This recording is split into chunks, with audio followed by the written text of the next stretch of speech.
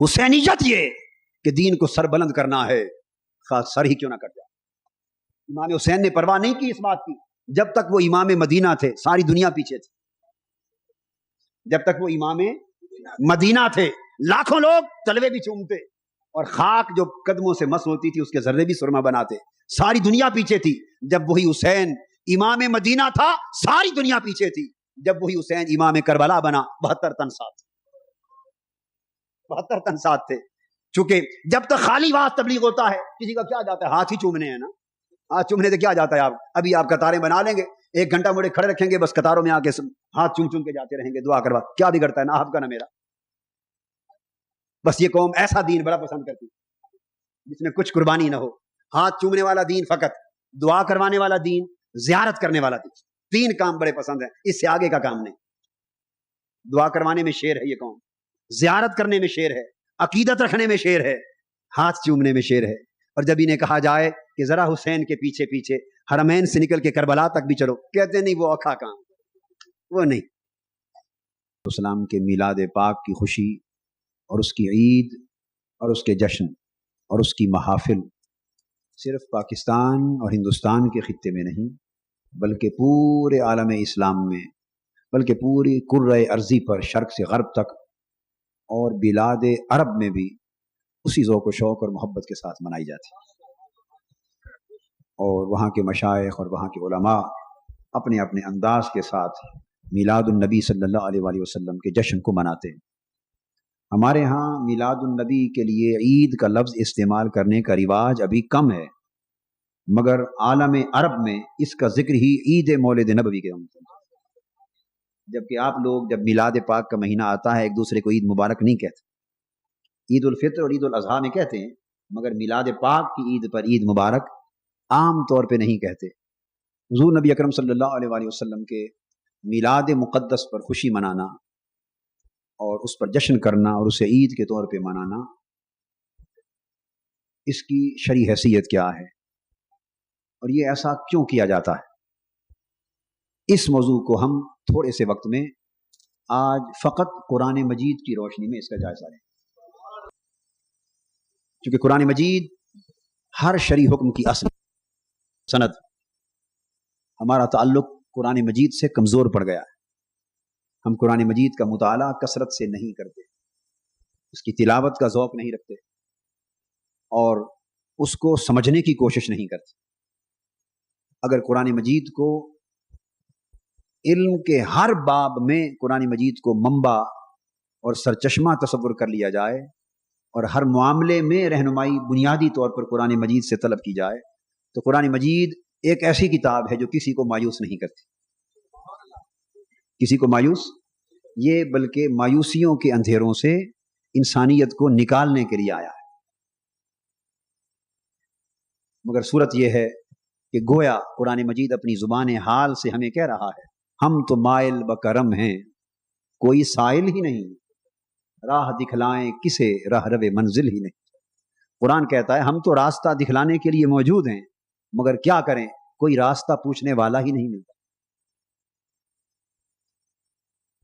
آئیے حضور نبی اکرم صلی اللہ علیہ وآلہ وسلم کی ولادت اور دنیا میں آپ کی بعثت اور تشریف آوری، اس کائنات کے اندر ابتدا سے انتہا تک اس کائنات میں اللہ رب العزت نے جتنی نعمتیں بنی نوع انسان پر فرمائیں، اللہ تعالیٰ نے اس مخلوق پر جتنے کرم اور جتنے احسان کیے، حضور علیہ الصلوۃ والسلام کی ولادت اور آپ کی بعثت اور آپ کا وجود مبارک کائنات کی تمام نعمتوں میں سب سے بڑی نعمت، سب سے بڑی نعمت، بلکہ ساری نعمتیں جو انسانیت کو نصیب ہوئی ان نعمتوں کا سبب بھی نعمت وجود مصطفیٰ صلی اللہ علیہ وسلم، حضور علیہ الصلوۃ والسلام کے ذریعے سے، آپ کے توسل سے اور آپ کے تصدق سے انسانیت کو اللہ کی نعمتوں کی خیرات ملی۔ اب قرآن مجید کی تعلیم یہ ہے کہ اگر لوگوں تم پر میری کوئی نعمت ہو اور میرا احسان ہو تو اس کا شکر بجا لایا کرو، اللہ کی نعمت پر شکر بجا لایا کرو، اور اگر تم شکر بجا لاؤ گے تو میں وہ نعمت اور وہ فیض تم پر اور زیادہ کر دوں۔ لئن شکرتم لازیدنکم، اگر تم میری نعمتوں کا شکر بجا لاؤ تو میں تم پر اپنی نعمتیں اور بڑھا دوں گا اور زیادہ کر دوں گا۔ گویا اللہ پاک کو اپنی نعمتوں پر شکر بجا لانا بڑا پیارا لگتا ہے۔ اللہ کی بارگاہ میں شکر مندی اور شکر کی بجا آوری بڑا مقبول، پسندیدہ اور محبوب عمل ہے۔ اب دیکھنا یہ کہ اللہ کی نعمتوں پر اور اللہ کی نعمت پر شکر بجا لانے کے طریقے قرآن مجید نے کیا بیان کیے۔ جب ہم اس حوالے سے قرآن مجید کا مطالعہ کرتے ہیں تو قرآن مجید میں اللہ کی نعمت پر شکر بجا لانے کے کئی طریقے بیان کیے گئے، کئی طریقے بیان کیے۔ تھوڑا ترتیب سے ان کو سمجھ لیتے ہیں۔ ایک طریقہ اللہ کی نعمتوں پر شکر بجا لانے کا یہ ہے کہ اللہ کی نعمتوں کو یاد کیا جائے۔ بولیے کیا کیا جائے؟ یہ پہلا طریقہ، اللہ کی نعمت کو، جو نعمت اللہ نے فرمائی اسے یاد رکھا جائے، اسے بھولا نہ جائے، بھولا نہ جائے، یاد رکھا جائے۔ خواہ زبان سے یاد کریں، خواہ دل سے یاد کریں، خواہ اپنے نیک اعمال کے ذریعے یاد کریں، مگر اللہ کی نعمت کو اور اللہ کے احسان کو اور اللہ کے انعام کو اور اللہ کے کرم کو یاد رکھنا اور یاد کرنا، یہ اس کی نعمت کا شکر بجا لانا۔ اللہ تبارک و تعالیٰ نے ارشاد فرمایا، بنی اسرائیل کو حکم دیا، یا بنی اسرائیل اذکروا نعمتی التی انعمت علیکم، اے بنی اسرائیل میری اس نعمت کو یاد کرو جو میں نے تم پر کی تھی۔ اللہ پاک نے جو بنی اسرائیل پر نعمت کی تو ساتھ فرمایا کہ میری نعمت کو بھولنا نہ، اس کو یاد رکھنا، اور فرمایا اذ نجیناکم من آل فرعون یسومونکم سوء العذاب، اور میری وہ نعمت بھی یاد رکھنا اور اس نعمت والا دن بھی یاد رکھنا جس دن میں نے تمہیں فرعون کے ظلم سے نجات دے دی تھی۔ فرعون تمہیں اذیتناک عذاب دیتا تھا، تمہیں تکلیف دیتا تھا۔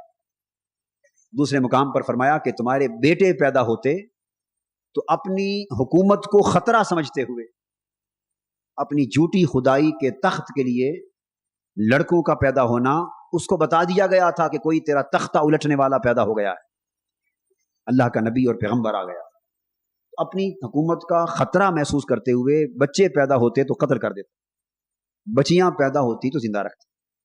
تو فرمایا تمہیں اتنی اذیتیں دیتا تھا وہ، اور تمہیں بڑے دکھ میں مبتلا کیے ہوئے تھا، تو یاد کرو اذ نجیناکم من آل فرعون، جب ہم نے تمہیں فرعون والوں سے نجات دے دی۔ تو جس دن بنی اسرائیل کو فرعون کی حکومت سے نجات ملی وہ بنی اسرائیل کا انڈیپینڈنس ڈے تھا۔ کیا تھا؟ Independence day. آپ کا یوم آزادی کون سا ہے؟ انڈیپینڈنس ڈے 14 اگست، یعنی آپ کو آزادی ملی۔ تو بنی اسرائیل کو بھی اتوار کو، دن کون سا تھا؟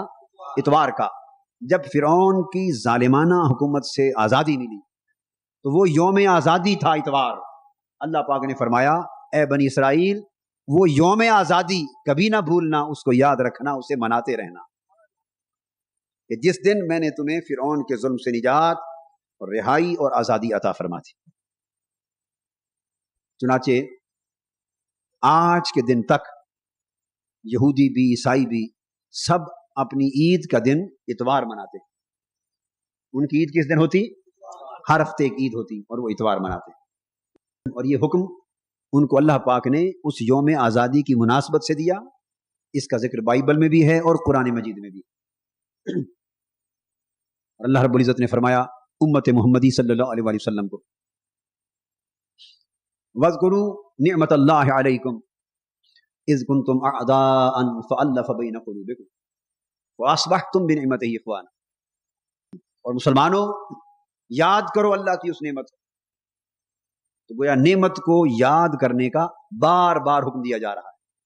اللہ کی وہ نعمت یاد کرو جب تم آپس میں دشمن تھے، ایک دوسرے کے گلے کاٹتے تھے، ایک دوسرے کے خون کے پیاسے تھے، اللہ نے تمہارے دلوں میں محبت، الفت اور مودت پیدا کر دی، اور تمہاری دشمنیاں دوستیوں میں بدل گئیں، اور تمہاری نفرتیں محبتوں میں بدل گئیں، اور تم پھوٹے ہوئے تھے، تم متفرق تھے، منتشر تھے۔ اس نے اپنے محبوب کو بھیجا اور نعمت فرمائی، اور اس نعمت کے تصدق سے تم ایک ہو گئے، شیر و شکر ہو گئے۔ فرمایا اس کو بھی یاد رکھنا تو قرآن مجید نے اللہ رب العزت کی نعمت کا شکر بجا لانے کا ایک طریقہ یہ بیان کیا کہ اللہ کی نعمت کو یاد رکھا جائے، خواہ عمل کے ذریعے یاد کریں، خواہ دل کے ذریعے یاد رکھیں، اور خواہ زبان کے ذریعے یاد رکھیں۔ تاہم اللہ کی نعمتوں کو یاد رکھنا اور اس کا ذکر کرتے رہنا، فذکروا، ذکر کرتے رہنا، بس یہ اللہ کی نعمت کا شکر بجا لانے کا ایک طریقہ۔ اب یاد رکھ لیں، یہ ایک طریقہ ضرور ہے، مگر صرف یہی ایک طریقہ ہی نہیں ہے، صرف یہی ایک طریقہ نہیں ہے۔ آپ کی اور میری نگاہ اس وقت حضور علیہ السلام کے میلاد پاک کی خوشی میں جھنڈیوں پر ہے، چراغاں پر ہے، ٹیوبیں لگی ہیں، چراغاں ہے، جھنڈیاں ہیں، کمکمے ہیں، ایک رونق کا سما ہے، شہروں کو دلہن کی طرح سجایا گیا ہے، عید کی طرح منایا جا رہا ہے، نگاہ اس پر ہے۔ ہم نے بات ختم یہاں کرنی ہے کہ یہ سب کچھ قرآن میں ہے یا نہیں، قرآن اس حکم کے لیے کیا فرماتا، یہ جو کچھ کر رہے ہیں ان کے لیے قرآن مجید کا حکم کیا ہے؟ تو ارشاد فرمایا کہ پہلا طریقہ تو اللہ کی نعمت پر شکر بجا لانے کا، اللہ کی نعمت کو یاد رکھنا۔ اب اس کے بعد ایک اور طریقہ ارشاد فرمایا، وَأَمَّا بِنِعْمَةِ رَبِّكَ فَحَدِّثْ۔ اب دوسرا طریقہ بیان ہو رہا ہے، تحدیث نعمت۔ پہلا تھا ذکر نعمت، نعمت کو یاد رکھنا، اب دوسرا طریقہ شکر گزاری کا، تحدیث نعمت، نعمت کا چرچا کرنا، اللہ کی اس نعمت کا یعنی اتنا کثرت سے بیان کرنا کہ اس کا چرچا ہو جائے۔ اما بنعمت ربک فحدث، میرے حبیب صلی اللہ علیہ وسلم، اور آپ پر اللہ کی جو نعمت ہے اس نعمت کا خوب چرچا کرو، اس نعمت کو اتنا بیان کرو، اتنا بیان کرو کہ اس نعمت کا چرچا ہو جائے۔ تو دوسرا طریقہ نعمت پر شکر بجا لانے کا، اللہ کی نعمت کا چرچا کرنا۔ اب جو بات توجہ طرف، ذکر کرنے اور چرچا کرنے میں ایک فرق ہے، ذکر کرنے اور چرچا کرنے میں فرق ہے۔ ذکر اس لیے کیا جاتا ہے کہ اللہ جانے، آپ نے اللہ کی نعمت کو یاد کیا، اللہ کو علم ہو گئے، دل سے کریں، زبان سے کریں، عمل سے کریں، اللہ کو معلوم ہو جائے گا۔ تو نعمت کا ذکر اللہ کے لیے کیا جاتا ہے، اور نعمت کا چرچا مخلوق کے لیے کیا جاتا ہے۔ چرچا کا مفہوم یہ ہوتا ہے، مقصود یہ ہوتا ہے کہ اس نعمت کا اتنا ذکر کرو، اتنا بیان کرو، بار بار اتنی دھوم مچا دو اس نعمت کے ذکر کی کہ ساری مخلوق جان لے کہ آج کوئی خاص نعمت ہوئی اللہ، اس کو چرچا کہتے ہیں۔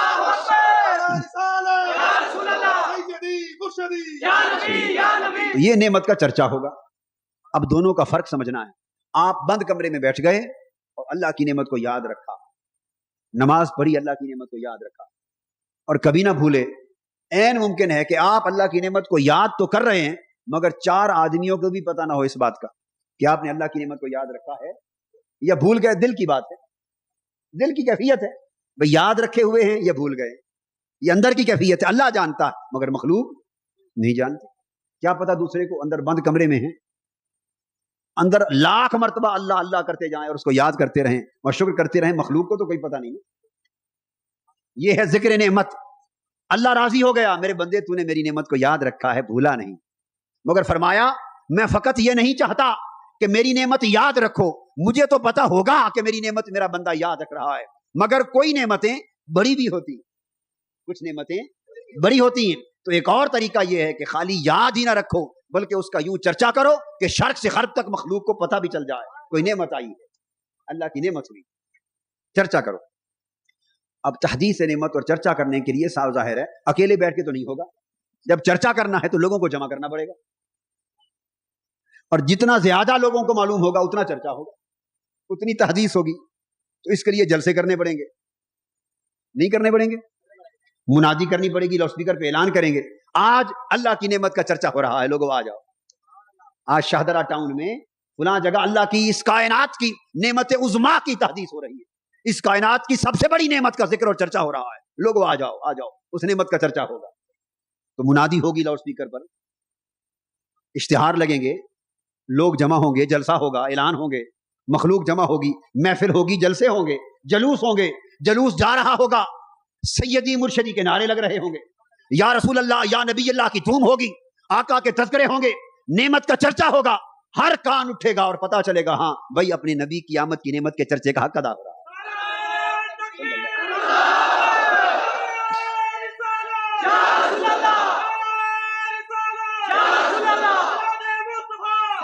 صلی اللہ علیہ وسلم. اور اللہ پاک بھی فرمائے گا ہاں ذکر تو کرتے ہی تھے میری نعمت کا، آج چرچا بھی ہو گیا ہے. فحدث کے حکم پر عمل ہو گیا، چرچا ہو رہا ہے. تو گویا اس میں محفلیں بھی آ گئیں، فحدث میں جلسے بھی آ گئے، کانفرنسیں بھی آ گئیں، سیمینار بھی آ گئے، جلوس بھی آ گئے، منادی بھی آ گئی، لاؤڈ سپیکر بھی آ گئے، اعلان، سارا کچھ فحدث کے دائرے کے اندر آ گئے، دائرے کے.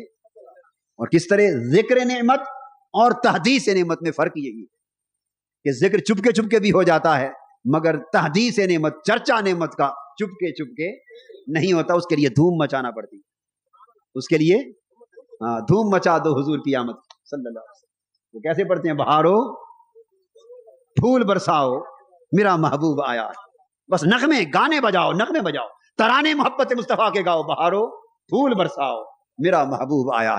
اس طرح آوازیں بلند کرنے سے چرچا ہوتا ہے. ذکر اس کے بغیر بھی ہو جاتا ہے.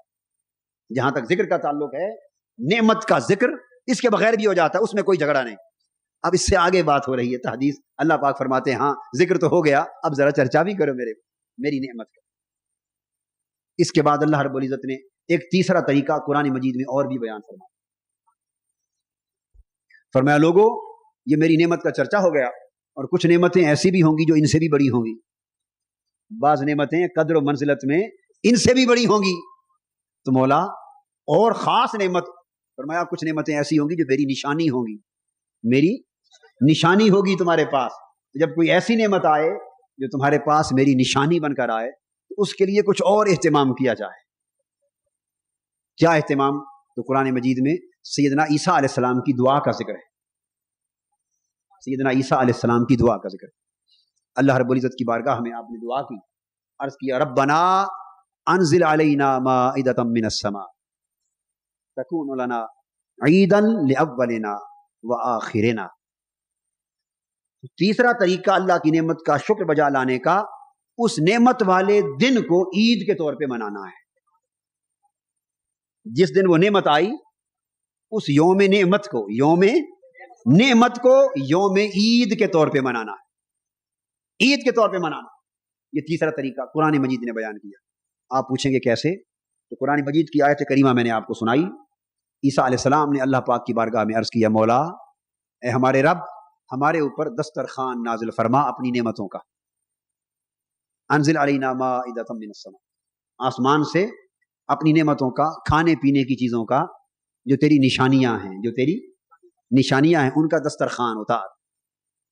مائدہ آپ نے سنا ہوگا عیسیٰ علیہ السلام کی امت پر آپ کی وجہ سے اترا، اور موسیٰ علیہ السلام کی امت پر من و سلوہ اترے. تو عرض کیا باری تعالیٰ ہمارے اوپر اپنا مائدہ، اپنی نعمتوں کا بھرا ہوا دسترخوان اتار دے. اللہ رب العزت کی بارگاہ میں یہ طلب نعمت کی، مائدہ کی نعمت اللہ پاک کی بارگاہ میں عیسیٰ علیہ السلام نے طلب کی، اور التجا کے ساتھ معلوم ہے کیا عرض کیا؟ فرمایا مولا یہ نعمت اس لیے بھی مانگ رہا ہوں کہ اس امت پر جو میری موجودہ امت ہے اس پر تو یہ نعمت ہوگی ہی، مگر یہ اس لیے بھی طلب کر رہا ہوں تکونو لنا عیدن لاولنا وآخرنا، تاکہ جس دن تیری نعمتوں کا یہ دسترخوان اترے اور نزول نعمت کا جو دن ہو، میرے بعد قیامت تک جو میری امت آئے اس امت کے اگلوں کے لیے بھی یہ دن یوم عید بن جائے، اور امت کے پچھلوں کے لیے بھی دن یوم عید بن جائے. میں یہ چاہتا ہوں کہ مولا جس دن تیری نعمت کا نزول ہو ہم پر، وہ یوم نعمت ابد الآباد تک جب تک میری امت رہے اور امت کے اگلوں پچھلوں کے لیے وہ دن عید کا دن بنا دیا جائے. ہمارے اگلوں کے لیے عید ہو اور وہ دن ہمارے پچھلوں کے لیے بھی عید. تو اس سے دو باتیں معلوم ہوئی.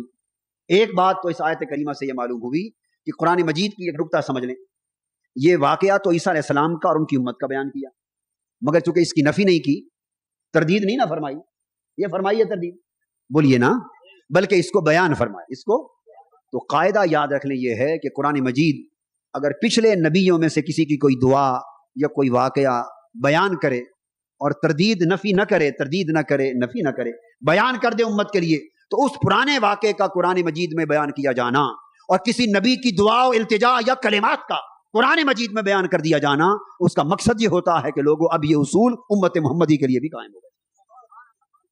اگر امت محمدی کے لیے اس اصول کو قائم نہ کرنا ہو تو قرآن مجید میں اس کو بیان کرنے کا کوئی جواز نہیں.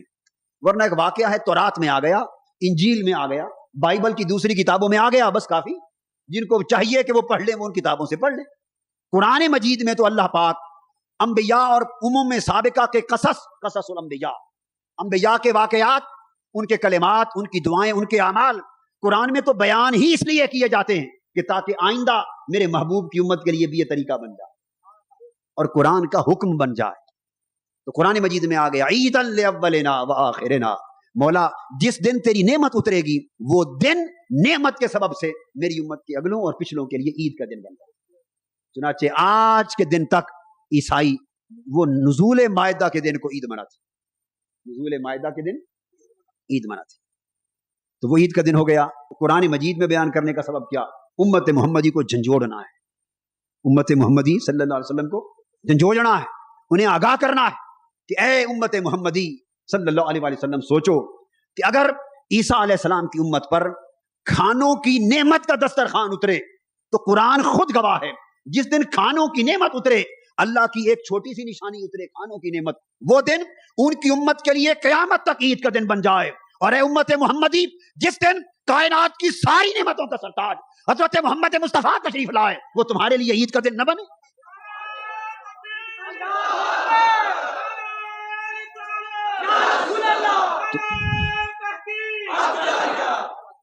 تو عیدا لاولنا وآخرنا, اگلوں پچھلوں کے لیے عید بن جائے. قاعدہ مقرر کر دیا کہ جس دن نعمت اترے وہی دن یوم عید ہوتا ہے. تو چھوٹی نعمت اترے تو یوم عید بن جائے, اور کائنات کی سب سے بڑی نعمت اترے تو وہ تو کروڑ عیدوں کی عید ہوگی. اللہ فرماتے ہیں نثار تیری چہل پہل, ہزار عیدیں ربیع الاول, سوائے ابلیس کے جہاں میں سبھی تو خوشیاں منا رہے ہیں. اے عید ربیع الاول, اے عید میلاد مصطفیٰ, اے عید نزول نعمت وجود محمدی, کروڑ عیدیں, ارب عیدیں اس کائنات میں اول سے آخر تک ہوں, ساری تیرے دن کی عید پہ قربان صلی اللہ علیہ وسلم, کیونکہ ساری خوشیاں اسی نعمت کے سبب سے ملی.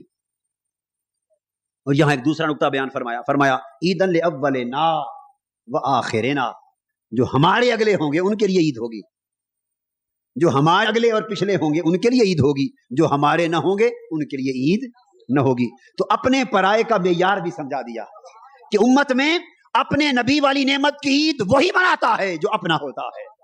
تو فرما دیا کہ اے امت محمدی, اگر مصطفیٰ کا اپنا بننا ہے صلی اللہ علیہ وسلم, اولنا اور آخرنا, ہمارے اگلوں اور ہمارے پچھلوں میں آنا ہے, تو تم بھی حضور کی آمد کی عید منانا. جو حضور کی آمد کی, جو آقا کی آمد کی خوشیاں منائے گا, آقا کی آمد کی عید منائے گا, آقا کی ولادت کی عید منائے گا, وہ حضور کے اگلوں اور پچھلوں میں سے ہوگا. اور جو آقا کی آمد کی خوشیاں نہیں منائے گا وہ اپنوں میں سے نہیں, وہ غیروں سے گردانا جائے گا. تیسرا طریقہ اللہ کی نعمت کا شکر بجا لانے کا یہ ہے کہ اس دن کو عید کا دن منایا جائے. اور قاعدہ یہ مقرر ہو گیا اولنا وآخرنا, قاعدہ یہ مقرر ہو گیا کہ بس جو حضور کا ہے وہ ہو نہیں سکتا کہ عید نہ منائے, جو حضور کا نہیں ہے وہ عید نہیں مناتا. اب اعلیٰ حضرت کے شعر کے دوسرے مصرے کی بات سمجھ میں آئی, سبھی تو سوائے ابلیس کے جہاں میں سبھی تو خوشیاں منا رہے ہیں. جو مصطفیٰ کے ہیں اولنا وآخرنا میں سے وہ خوشیاں مناتے ہیں, اور جو خوشی نہیں مناتا وہ حضور کے نہ اولنا میں سے ہے نہ آخرنا میں سے. مومن کی شان ہے کہ حضور کی آمد اور ولادت پر خوش ہو صلی اللہ علیہ وسلم, خوشی منائے. اس میں جھگڑا نہیں کہ خوشی منائے, خوشی کے ہزار طریقے جیسے اس کی طبیعت چاہے, مگر دل میں فرحت ہونی چاہیے. ہاں, دل کی کلی کھل جائے, اس کے چہرے پر تبسم ہو, ربیع الاول کا مہینہ آئے وہ مسکراتا دکھائی دے, خوش نظر آئے. بھائی تم تو مغموم تھے, چپ چپ رہتے تھے, کیوں چہک رہے ہو, کیوں مہک رہے ہو, خوش کیوں ہو؟ وہ کہے میرے آقا کی آمد کا مہینہ آ گیا صلی اللہ علیہ وسلم, میرے آقا کی ولادت کا مہینہ آ گیا. اس سے اس کے ایمان کی خبر ہو جائے گی کہ مومن ہے. تو تیسرا طریقہ ہو گیا قرآن مجید کا. اب چوتھا طریقہ قرآن مجید نے ایک اور بھی بیان کیا. اس میں تو عید کا لفظ تھا نا, اب تھوڑی اسی کی وضاحت ہے چوتھے طریقے میں اسی کی. تو کوئی کہہ سکتا ہے کہ عید تو ہو گیا, نعمت کا دن عید تو بن گیا, مگر اس عید کو منایا کیسے جائے؟ اس عید کو یہ بھی ہو سکتی ہے کہ اس دن نماز پڑھ لی تو عید منائی گئی, صدقہ خیرات کر دیا عید منائی گئی, جانور ذبح کیا غریبوں میں بانٹا رشتہ داروں کی عید منائی گئی. تو عید منانے کے بھی تو ہزار طریقے ہیں, جیسے اللہ پاک فرما دے وہی طریقہ ہو گیا, جیسے اللہ کا نبی اور رسول فرما دے وہی طریقہ ہو گیا. تو سوال یہ ہے کہ عید کیسے منائی جائے؟ تو چوتھا طریقہ وضاحت پر مبنی آ گیا. وہ طریقہ ہے جس پر مبنی آیت میں نے تلاوت کی. فرمایا قل, میرے حبیب صلی اللہ علیہ وسلم یہ چوتھا طریقہ بھی ان کو بتا دے. قل فرما دے قل بفضل اللہ وبرحمتہ فبذلک فلیفرحوا هو خیر مما یجمعون. میرے حبیب صلی اللہ علیہ وسلم فرما دیں یہ جو تم پر اللہ کا فضل ہوا ہے، تم پر اللہ کا فضل ہوا اور اللہ کی رحمت ہوئی ہے، فرما دے میرے حبیب کہ اللہ کے اس فضل اور اللہ کی اس رحمت پر، اس فضل اور رحمت پر فبذالک فلیفرحوا، خوب خوشیاں مناؤ. طریقہ سمجھا دیا، خوب خوشیاں مناؤ، فلیفرحوا، خوب جشن مناؤ. اب یہ قرآن کا حکم ہے، کسی کتاب کا قصہ کہانی نہیں ہے. طریقہ اس نعمت کے شکر بجا لانے کا ایک اور بیان ہو گیا، فلیفرحوا، خوشیاں مناؤ. اور خوشیوں کے طریقے کیا ہیں؟ اب قرآن مجید اس سے اس نے تو نماز کا طریقہ نہیں بتایا، خوشی کا طریقہ کیا بتایا؟ آپ کہیں کہ وہ طریقہ بھی قرآن میں ہو تو اس نے تو نماز پڑھنے کا طریقہ بھی. قرآن کا یہ کام نہیں ہے، وہ ڈیٹیلز میں، مائنیوٹ ڈیٹیلز میں نہیں جاتا، چھوٹی چھوٹی باتوں میں نہیں جاتا، وہ آپ کی عقل، دانش اور کامن سینس پر چھوڑ دیتا ہے، اور کچھ چیزیں سنت کے لیے چھوڑ دیتا. مثلا نماز کا معاملہ تھا، صحابہ کرام نے پوچھا یا رسول اللہ صلی اللہ علیہ وسلم، بار بار حکم ہے نماز قائم کرو، نماز قائم کرو، نماز پڑھو، کیسے پڑھیں؟ آقا نے فرمایا پریشان کیوں ہوتے ہو؟ کیف نصلی یا رسول اللہ صلی اللہ علیہ وسلم، نماز کیسے پڑھیں آقا؟ فرمایا صلو کما رأیتمونی اصلی، پریشانی کی بات ہی نہیں، مجھے دیکھو جیسے میں کرتا جاؤں اسی طرح کرو، نماز ہو جائے گی. اللہ پاک نے میرے پورے پیکر کو نمونہ جو بنا دیا ہے، آئیڈیل بنا دیا ہے، جیسے میں پڑھتا ہوں اسی طرح کرو. کھڑا ہو جاؤں تو تم بھی کھڑے ہو جایا کرو، اس کو قیام کہہ دیں گے. گھٹنوں کے بل جھک جاؤں تمہارا رکوع ہو جائے گا، زمین پہ پیشانی رکھ دوں یہ سجود ہو جائے گا، بیٹھ جاؤں یہ قعدہ ہو جائے گا، دائیں بائیں چہرہ پھیر دوں یہ تسلیم ہو جائے گی، سلام ہو جائے گا، ہاتھ اٹھا لوں شروع میں یہ تکبیر تحریمہ ہو جائے گی. سلو، پڑھو نماز، کیسے؟ کما رأیتمونی اصلی، جیسے مجھے دیکھتے ہو پڑھتا ہوا. تو حضور کی ذات پاک کو جیسے دیکھا وہی معیار ہو گیا. تو قرآن مجید نے نماز کا طریقہ بھی نہیں بتایا. تو چھوٹے چھوٹے طریقے اور تفصیلات حکم کی کبھی تو سنت کے لیے چھوڑ دیتے ہیں، اور اگر سنت میں بھی نہ بتایا جائے حکم کہ یوں کرو اور یوں نہ کرو، ایک طریقہ قرآن اور حدیث کا یہ ہے کہ اس کو امت محمدی کے لیے اس کو مباح کر دیتے ہیں کہ جس چیز سے منع نہیں کیا، جس چیز سے منع نہیں کیا وہ سب کام تم کر سکتے ہو. جس چیز سے، جس کام سے منع نہیں کیا نہ قرآن نے نہ حدیث پاک نے، اس کا مطلب کیا ہے؟ تم کر سکتے. قد فصل لکم ما حرم علیکم، لوگوں جو جو کچھ اللہ نے تمہارے لیے حرام کرنا تھا اس نے کھول کھول کر بیان کر دیا.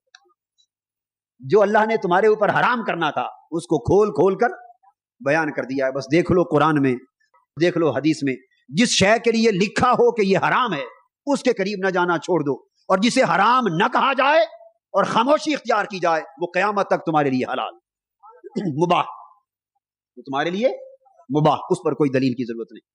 تو قرآن مجید نے فرما دیا فَلْيَفْرَحُوا، اللہ کے فضل اور نعمت پر خوب خوشیاں مناؤ، هُوَ خَيْرٌ مِّمَّا يَجْمَعُونَ، اور یہ خوشیاں منانا کیا ہوگا؟ جو جمع کرتے ہو یہ جمع کرنے سے قدر بدرجہ بہتر ہوگا. کیا جمع کرتے ہو؟ دو ہی چیزیں جمع ہو سکتی ہیں یہاں. جو جمع کرتے ہو اس سے یہ بہتر ہے، خوشیاں منانا تمہارے جمع کرنے سے بہتر ہے. کیا جمع کرنا؟ دو چیزیں ہو سکتی ہیں، یا اس سے مراد مال و دولت، جو مال و دولت جمع کرتے ہو اس کے جمع کرنے کی بجائے یہ خوشیاں منانا بہتر ہے. یا جمع کرنے سے مراد نیک اعمال ہو سکتے. اگر نیک اعمال مراد ہوں کہ جو اعمال تم جمع کرتے ہو وہ سارے اعمال ایک طرف اور میرے مصطفیٰ کی ولادت کی خوشی ایک طرف، هو خیر مما یجمعون، عمل کرو، سارے نیک عمل کرو، اللہ کی بارگاہ میں قبول ہوں گے، مگر یاد رکھ لو تمہارے سارے عمل اور عبادتیں اپنی جگہ، مگر میرے محبوب کی ولادت پر خوشی کرنا، خوشیاں منانا، یہ ان سارے اعمال کے جمع کرنے سے بھی مجھے زیادہ پیارا. هو خیر مما یجمعون، یہ بہتر ہے اس سے جو جمع کرتے ہو. اور اگر اس جمع کرنے سے مراد اعمال نہیں مال و دولت ہے، دوسرا معنی یہ بھی لے لیتے ہیں. اگر مراد مال و دولت ہے تو مفہوم آیت کریمہ کا یہ ہو گیا، تیسرا کوئی نہیں بنتا. فرمایا جو مال و دولت جمع کرتے ہو وہ خرچ کرو نا میرے محبوب کی ولادت کی عید پر. فَلْيَفْرَحُوا، خوشی کیسے ہو جائے گی؟ بغیر خرچ کی ہو جائے گی. بھئی جھنڈیاں لگائیں گے تو خوشی ہوگی، یوں ہی بیٹھ جائیں اور بیٹھ کے ہنستے رہیں جی ہم بہت خوش ہیں آج ولادت پر، تو کیا فَلْيَفْرَحُوا کی بات؟ بیٹے کی شادی ہو تو میل میل لمبی ٹیوبیں لگ جائیں، بیٹے کی شادی ہو فرلانگ دو فرلانگ لمبی ٹیوبیں لگ جائیں، بیٹے کی شادی ہو بڑے لمبے چوڑے کھانے پک جائیں، شامیانے لگ جائیں، جھنڈیاں بھی لگ جائیں, چھڑکاؤ بھی ہو جائیں, سارے اچھی خوبصورت لائٹنگ بھی ہو جائے, کارڈ بھی چھپ جائیں, دعوتیں بھی ہونے لگیں, بیٹے کی شادی ہو, سب کچھ ہو, اور کہیں کیوں کہ خوشی منا رہے ہیں, اور خدا کے محبوب کی ولادت کا دن ہو تو کہیں بس صرف ہم خوش ہیں اور خرچ کچھ نہ کریں. فرمایا نہیں, تمہاری ساری خوشیوں کے خرچ ایک طرف اور میرے مصطفیٰ کی ولادت کی خوشی کا خرچ ایک طرف. ہوا خیر مما یجمعون, جو مال جمع کر کر کے رکھتے ہو نا پیسہ, اس کا جمع کرنا اتنا بہتر نہیں جتنا مصطفیٰ کی ولادت کی خوشی پہ خرچ کر دینا بہتر ہے. اور خواہ یہ خوشی فضل اللہ و برحمتہ ہی قرآن کی آمد کی خوشی ہو تب بھی خرچ کر دینا صدقہ, خواہ اسلام کی خوشی ہو تب بھی صدقہ اور خرچ کر دینا. تو فرمایا جو جمع کرتے ہو خرچ کرنا بہتر ہے. تو خرچ کس بات پر ہوگا؟ کچھ کریں گے تو خرچ ہوگا, جھنڈیاں لگائیں گے خرچ ہوگا, ٹیوبیں لگائیں گے خرچ ہوگا, شامیانے لگائیں گے خرچ ہوگا, بینر بورڈ لگائیں گے خرچ ہوگا, دلہن کی طرح علاقے کو سجائیں گے خرچ ہوگا, جمع کریں گے لوگوں کو, اجتماع جلسے جلوس نکالیں گے میلاد مصطفیٰ کے, خرچ ہوگا. اور بتایا اس میرے محبوب کی ولادت اور میرے محبوب کی آمد کی نعمت پر خوشیاں کرنے والوں, اس پر جتنا خرچ کرو کم ہے. یہ نہ سوچنا کہ پیسہ خرچ ہوتا جا رہا ہے, یہ خرچ کرنا پیسہ جمع کر کے رکھنے سے بہتر ہے. اب آپ دیکھیں, ذکر سے لے کر جلسے جلوس تک, اور جلسے جلوسوں سے لے کر منادیوں اور جلسوں تک, اور منادیوں سے لے کر ٹیوبوں جھنڈیوں اور پر رونق سما تک, سارا کچھ قرآن مجید میں آ گیا. قرآن مجید کے دائرے میں سارا کچھ آ گیا. جب اس نے علی الاطلاق حکم دے دیا فلیفرحوا, خوب خوشیاں مناؤ, بس اس طریقے سے نہیں منا سکتے کہ جو حرام ہے. مثلا بھنگڑا نہ ڈالو, بھنگڑا نہ ڈالو, یہ شریعت کا طریقہ نہیں. شرابیں نہ پیو, حرام کاری نہ کرو, ناچ گانے نہ کرو, رقص و سرود نہ کرو, گندے کام نہ کرو, حرام کام نہ کرو, فواحش کام نہ کرو. جو لوگ شادیوں پر بعض اوقات آج کل خوشیوں میں آ کے حرام کاریاں بھی کر دیتے, یہ خوشی کا دن ہے, خوشی کا حرام کاری سے کوئی تعلق نہیں. بس جو حرام ہے وہ چھوڑ دو, اور باقی جو حرام نہیں حلال ہے, مباح ہے, جس پر شریعت نے منع نہیں کیا, وہ سب کچھ کرو مصطفیٰ کی خوشی میں. اس موقع پر نہیں کرنا تو نادانو کب کرو گے, کب کرو گے؟ اور اگر میرے محبوب کی آقا کی آمد اور ولادت کی خوشی نہیں تو ساری دنیا کی خوشیاں, میں اب اپنا مسلک بتانے لگا ہوں, میرا اپنا ایک مسلک اور مشرب اور میرا اپنا ذوق ایمانی ہے. بات سن لیں, پسند آئے تو سودا ہے لے لیں, نہ آئے تو جھگڑا کوئی نہیں, میں تو جھگڑے والا آدمی نہیں. مشرب یہ بھئی خوشی یہی ہے آقا کی ولادت کی, باقی سب خوشیاں اس کی خیرات ہیں. اگر ولادت مصطفیٰ کی خوشی نہیں تو دنیا کی ساری خوشیاں جائیں جہنم میں, ساری خوشیاں جائیں جہنم میں, کوئی خوشی نہیں. اگر ولادت مصطفیٰ صلی اللہ علیہ وآلہ وسلم کی خوشی نہیں تو دنیا کی سب خوشیاں جائیں جہنم میں. اور اگر حضور کے یوم ولادت کی عید نہیں تو سارے انڈیپینڈنس ڈے اور یوم پاکستان اور یوم آزادی اور یوم قائد اعظم اور یوم فلاں اور یوم فلاں دنیا بھر میں چلتے رہیں گے, ہمیں ان یوموں سے کوئی غرض نہیں ہے, ان یوموں سے کوئی. اگر آقا کی ولادت کا یوم یوم عید نہیں تو دنیا کے سارے یوم ٹھوکر پہ مارتے. حضور کی ولادت کی خوشی نہیں, دنیا کی ساری خوشیوں کو ٹھوکر مارتے. خوشی تو حضور کی ولادت کی ہے, باقی ساری خوشیاں اس کی خیرات ہیں, اس کی خیرات ہیں. فرمایا فلیفرحوا, قرآن اٹھائیے, کسی اور مقام کے لیے نہیں فرمایا, فضل اور رحمت ہے. اب کچھ کہتے ہیں احباب علماء محض جھگڑے کی خاطر یہ باتیں آگے چلتی ہیں, بھائی اس سے مراد تو قرآن کا نازل ہونا ہے, حضور کی ولادت کہاں لکھی ہوئی؟ اس آیت میں کہاں لکھا ہے کہ اس سے مراد حضور کی ولادت ہے؟ تو بھائی یہ کہاں لکھا ہے کہ اس سے مراد قرآن کا نازل ہونا؟ اللہ نے تو سادہ بات کی ہے, اللہ کا جو تم پر فضل ہوا ہے اور رحمت ہوئی ہے اس پر خوشیاں مناؤ. تو بے شک قرآن بھی مراد لیں حق ہے, قرآن بھی اللہ کا فضل و رحمت. اسلام مراد لیں حق, اسلام بھی فضل و رحمت. مگر یہ تو بتاؤ یہ قرآن اور اسلام کا فضل ملا کس کے سبب سے؟ آقا کی ولادت والا فضل ہوا, میلاد مصطفیٰ والی رحمت ہوئی. اللہ کا یہ فضل اور یہ رحمت زمین پر آیا تو سارے فضل آ گئے, ساری رحمتیں آ گئیں. پھر قرآن بھی آ گیا, اسلام بھی آ گیا, پھر کعبے کی شناسائی بھی ہو گئی, پھر خدا سے معرفت بھی ہو گئی. اصل تو معرفت, اصل نعمت تو یہی تھی, سبب تو آقا کی ذات تھی. اگر قرآن کے نزول پر فلیفرحوا کی خوشیاں جائز تو پھر آقا کی ولادت پر فلیفرحوا کی خوشی تو ناجائز نہ ہوگی. قاعدہ ایک ہو گیا, ہر فضل پہ نافذ ہو جائے گی, ہر رحمت پہ نافذ ہو جائے گا. اور اللہ پاک نے حضور کو تو صلی اللہ علیہ وسلم ویسے بھی قرآن مجید میں اللہ کا فضل و رحمت کہا ہے. اگر اللہ کا یہ فضل و رحمت, یہ مجسم رحمت, وما ارسلناک الا رحمۃ للعالمین, یہ سراپا رحمت ہے حضور کی ذات. اگر اللہ کا یہ فضل اور یہ سراپا رحمت نہ آتے تو لوگوں تم میں سے اکثر شیطان کے پیچھے لگ جاتے. تمہیں تو ہدایت بھی اسی رحمت کے سبب سے ملی. تو चौथा तरीका हुजूर अलैहिस्सलाम के मिलाद पाक और विलादत बासआदत पर खुशियां मनाने का है, और जी भर के खुशियां मनाने का, और उस पर खर्च करने का, और उस पर खुशियां मनाना, खर्च करना। हुजूर अलैहिस्सलाम ने आखिरी बात बताकर फिर इसके मकसूद की तरफ आते हैं, बुनियादी मकसद की तरफ आते हैं। हुजूर अलैहिस्सलाम ने खुद अपने मिलाद की खुशी मनाई तो खर्च किया, खुद अपने मिलाद पाक की खुशी मनाई तो दुम्बे बुला लिए, बकरे दुम्बे बुला लिए, छतरे बुला लिए, आका ने ज़िबा किया, खर्च किया, दुम्बों छतरों की तकसीम की, लोगों में बांटा।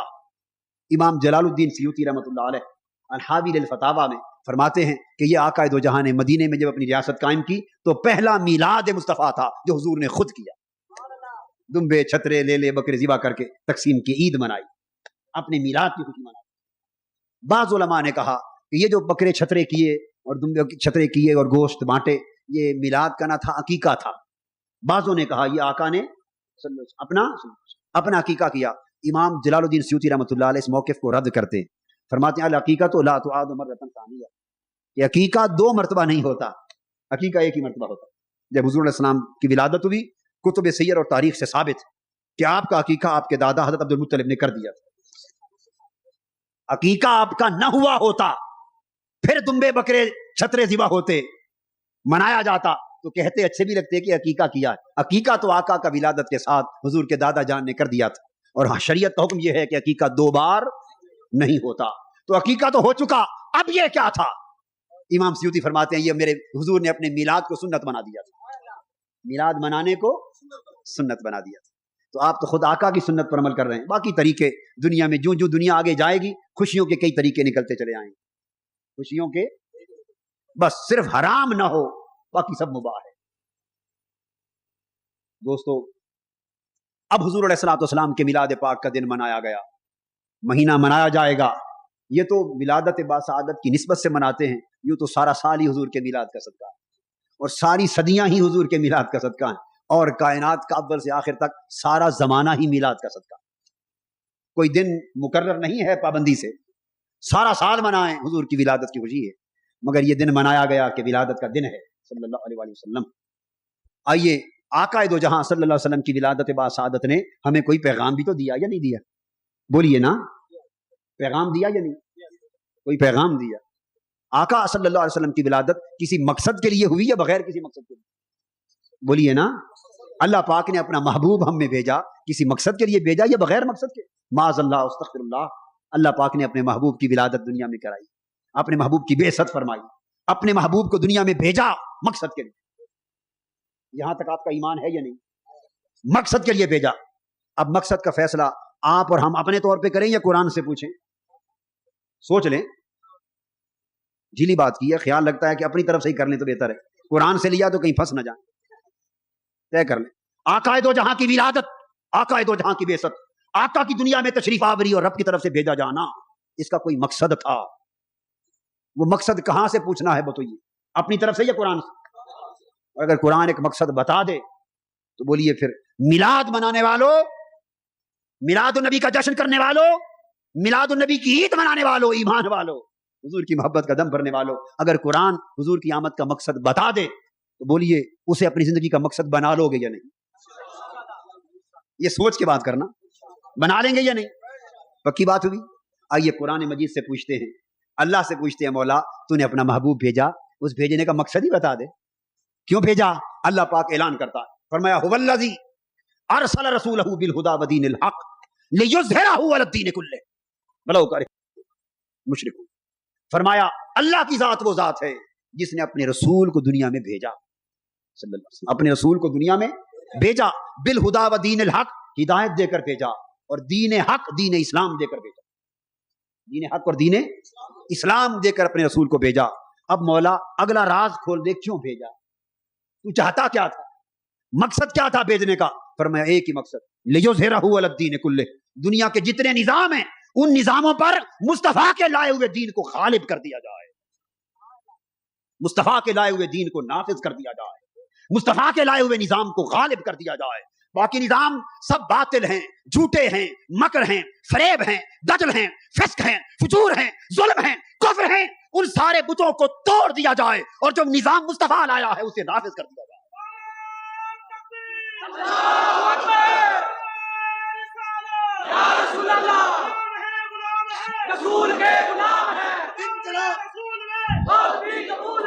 لگائیں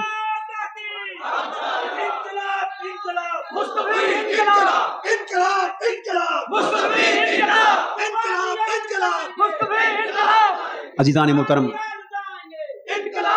اللہ پاک نے فیصلہ فرما دیا کہ اسی لیے بھیجا ہے کہ اس دین کو غالب کر دیا جائے. تو اولنا و آخرنا میں کون ہوگا؟ پھر جو حضور کا ہے اس کی زندگی کا مقصد بھی ایک ہی ہونا چاہیے کہ حضور کا لایا ہوا دین دنیا پر غالب کر کے بن دیا. اور جو حضور کے لائے ہوئے دین کو غالب کرنے کی محنت نہیں کرتا، یہ فیصلہ اسی پہ چھوڑتا ہوں. قرآن سامنے ہے، وہ فیصلہ مجھ سے نہ پوچھیے. یہ سوال مجھ سے نہ پوچھیے کہ قادری صاحب دین کی تبلیغ اور واعظ تو بہت اچھا کام تھا، یہ سیاست میں کیوں آیا؟ یہ سوال مجھ سے نہ پوچھیے، قرآن سے پوچھیے. اگر باطل نظام کو چیلنج کیے بغیر، ظلم کے نظام کا تختہ الٹنے کے لیے جہاد کیے بغیر، اور باطل نظام کے ساتھ ٹکرائے بغیر خالی واضحوں اور تقریروں سے دین غالب ہوتا تو میں بھی اس میدان کی طرف نہ آتا. اگر خالی واضح اور خالی تقریریں اور کتابیں لکھنے سے اور خالی تبلیغیں کرنے سے اگر میرے مصطفیٰ کا دین غالب ہوتا تو میرے آقا مکہ چھوڑ کے کبھی مدینہ ہجرت نہ کرتے. مکہ چھوڑنے کی ضرورت ہی کوئی نہ تھی. فرماتے کافرو حکومت تم کرو، واز میں کیا کروں. مشرکو حکومت تمہاری اور واز اور تبلیغ ہماری، سمجھوتا ہو جاتا. سلطنت تمہاری، اسمبلیاں تمہارے پاس، نظام تمہارا، حکومت تم کرو، جو نظام چاہو لاؤ، میں تو صرف واز ہی کرنا ہے، اللہ کی توحید کا درس دینا ہے، آخرت کا فکر دینا ہے، میں مذہب کی پرچار میں کروں گا. اگر اس پر سمجھوتا ہو جاتا تو ضرورت تھی کسی ہجرت کی؟ ضرورت تھی بدر، احد اور طائف و حنین کی جنگوں کی؟ یہ غزوے ہوئے، ہجرت ہوئی، مدینہ آباد ہوا، بدر کے مارکے ہوئے، احد میں میرے آقا کے رخسار زخمی ہوئے، آقا کے دندان مبارک شہید ہوئے، خندق کھودی، چشم بطن مبارک پر پتھر باندھے، فتح مکہ ہوئی، غزوات ہوئے، قربانیاں ہوئی، صحابہ شہید ہوئے. کس کے لیے؟ خالی واز کے لیے؟ خالی واز پر، خالی تبلیغ پر، یا باطل نظام سے ٹکر لے کر دین کے نظام کو نافذ کرنے کے لیے؟ بولیے، دین کو نافذ کرنے کے لیے. تو آقا اسی لیے آئے کہ باطل سے ٹکرایا جائے. تو یہ سوچنا کہ والی واز تبلیغ ہی قائم رکھیں تو یہ یزید والا دین ہے، حسین والا دین نہیں ہے. خالی واز تقریر چلے اور تبلیغ چلے، یہ ابو جہل اور ابو لہب والا تصور ہے مذہب کا، نہ مصطفیٰ کا ہے، نہ ابو بکر، عمر اور عثمان و علی رضوان اللہ تعالی علیہ. سیدنا صدیق اکبر کتنا بہترین موقع تھا، فرماتے بھائی مجھے کسی مسجد میں خطیب لگا دیں، میں درس قرآن دوں گا، درس حدیث دوں گا. خلیفہ کسی اور کو بنا دیں، یہ سیاست ہے. خلیفہ کسی اور کو بنا دیں، یہ کیا ہے؟ سیاست ہے. میں خطیب بن جاتا ہوں مسجد میں، حضور کا دین سکھاؤں گا، لوگوں کو تبلیغ کروں گا. اس سے بہتر صورت کیا تھی؟ بولیے. تو مسجد میں خطیب لگے یا امیر المومنین اور خلیفۃ الرسول بنے؟ اہل ایمان کے ہاں دین کے اندر سیاست اور دین کا تصور فرق کا ہوتا ہی نہ تھا، ہوتا ہی نہ تھا. ان کے دین کا مقصد، جد و جہد کا مقصد اسی دین کو سیاسی طور پہ غالب کرنا تھا. یہ خلافت راشدہ حضور کی بعثت کے مقصد کو پورا کرنے کے لیے تھی. اور پھر امام حسین کا زمانہ آ گیا رضی اللہ تعالیٰ عنہ. یزید کا جھگڑا کیا تھا امام حسین سے علیہ السلام؟ یزید کہتا تھا امام علی مقام. کیا یزید امام حسین کو ولی نہیں مانتا تھا؟ بولیے. امام حسین کو متقی نہیں مانتا تھا؟ امام حسین کو امام اور اہل بیت نہیں مانتا تھا؟ امام حسین کو حضور کا نواسہ نہیں مانتا تھا؟ امام حسین کو بہت بڑا عالم نہیں مانتا تھا؟ محدث مفسر کیا شے تھی جو نہیں مانتا تھا؟ سب کچھ مانتا تھا. جھگڑا فقط ایک بات پہ تھا. یزید کہتا تھا کہ حسین تو واز کر اور میں راج کروں، بس تو واز کر اور میں راج کروں. میں تیری مذہب کی تبلیغ میں دخل نہیں دیتا، تو میری حکومت اور سیاست میں دخل نہ دے. جو میرا جی چاہے ملک میں نظام چلاتا پھروں، مسجدوں میں، مسجد نبوی میں، حرم کعبہ میں، تو تبلیغ کر، درس دے، میں نہیں پوچھوں گا. اگر امام علی مقام اس تقسیم کو مان جاتے کہ حق صرف تبلیغیں اور تقریریں کرے اور باطل ملک میں راج اور سلطنت کرے، اگر اس تقسیم کو مان جاتے تو کربلا کا مارکہ بپا ہوتا. امام حسین رضی اللہ تعالیٰ عنہ نے اس یزیدی تصور دین کو مسترد کر دیا. فرمایا یزید، جس دین کے تصور کا پرچار تو کر رہا ہے یہ میرے نانا کا دین نہیں ہے، یہ مصطفیٰ کا دین نہیں ہے صلی اللہ علیہ وسلم. یہ دین سے بغاوت ہے، یہ دین سے بے وفائی ہے. میرے نانا تو اسی دین کی عظمت کی خاطر مکہ چھوڑ کے مدینہ آ گئے، عمر بھر قربانیاں دیتے رہے، 3 سال قید میں رہے، جسد پاک لہو لہان کراتے رہے۔ تو مجھے یہ کہتا ہے کہ خالی ممبر پہ واز کروں اور دین کا مذاق اڑاتا پھرے توں اور تمہیں پوچھنے والا کوئی نہ ہو اور دین کو نافذ کرنے والا کوئی نہ ہو۔ امام حسین نے یزیدی تصور کو مسترد کر دیا۔ تو آئیے یہ سوچنا کہ اہل حق صرف تبلیغ کریں، اہل حق صرف تبلیغ کریں، تقریر کریں، واز کریں، اور اہل باطل راج کریں، حکومت کریں، یہ پیغام یزید کا ہے، امام حسین کا نہیں ہے۔ بولو یزیدی بننا ہے یا حسینی؟ حسینیت زندہ باد کا بھی نعرہ لگا دو نا۔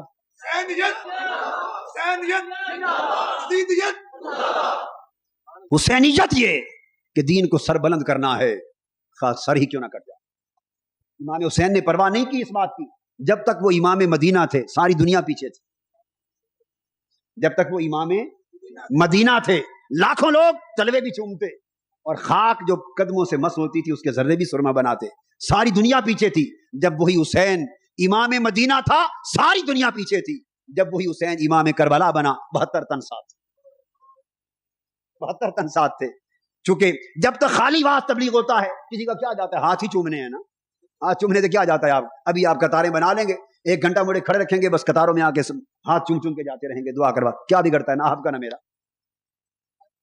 بس یہ قوم ایسا دین بڑا پسند کرتی جس میں کچھ قربانی نہ ہو، ہاتھ چومنے والا دین فقط، دعا کروانے والا دین، زیارت کرنے والا دین، 3 کام بڑے پسند ہیں، اس سے آگے کا کام نہیں۔ دعا کروانے میں شیر ہے یہ قوم، زیارت کرنے میں شیر ہے، عقیدت رکھنے میں شیر ہے، ہاتھ چومنے میں شیر ہے۔ اور جب انہیں کہا جائے کہ ذرا حسین کے پیچھے پیچھے حرمین سے نکل کے کربلا تک بھی چلو، کہتے نہیں وہ اوکھا کام، وہ نہیں۔ دوستو حضور علیہ السلام کی بعثت کا وفادار بننا ہے تو راستے میں نہیں چھوڑنا، دین کو توڑ تک جانا ہے، دین کو سر بلند کرنا ہے۔ آپ نے دیکھا کہ یہ ایک یزیدی فکر تھا جو انگریز اور سامراج کے ذریعے بر صغیر کے مسلمانوں کے ذہنوں میں ڈالا گیا۔ اللہ رب العزت حضور علیہ السلام کے میلاد پاک کا یہ مہینہ ہمارے لیے باعث برکت کرے، اس کی برکتوں، سعادتوں اور ظاہری اور باطنی نعمتوں سے ہم سب کو مالا مال فرمائے۔ وما علینا الا البلاغ۔